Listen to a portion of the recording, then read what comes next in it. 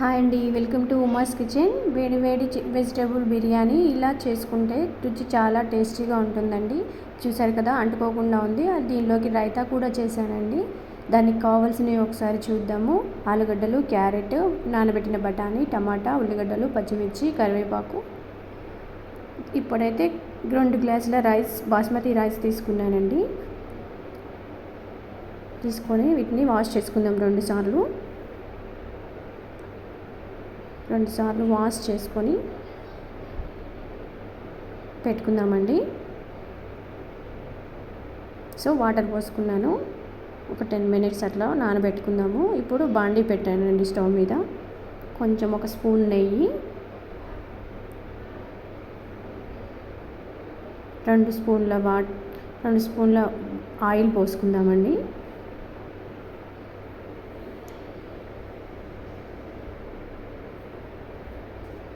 ఇప్పుడు ఆయిల్ వేడెక్కిందండి. జీలకర్ర కాగినాక కరివేపాకు, ఇప్పుడు పచ్చిమిర్చి వేసుకుందాము. పచ్చిమిర్చి ఫ్రై చేసుకున్నాక ఉల్లిగడ్డలు వేసుకుందాము.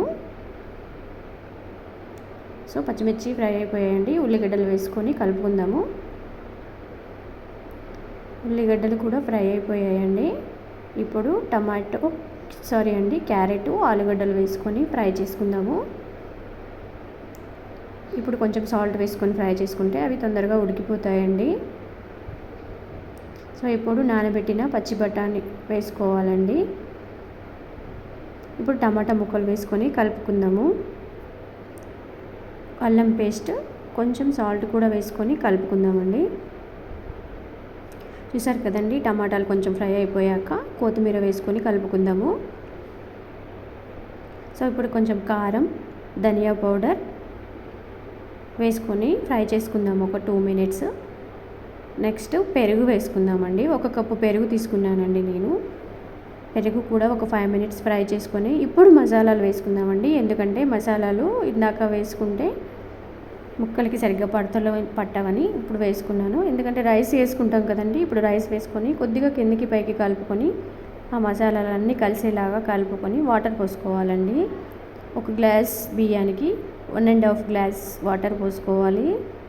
నేను 2 గ్లాసులు తీసుకున్నాను కాబట్టి 3 గ్లాసుల వాటర్ పోసుకుంటున్నాను. సో ఇప్పుడు కలుపుకొని కొంచెం సాల్ట్ వేసుకుందామండి.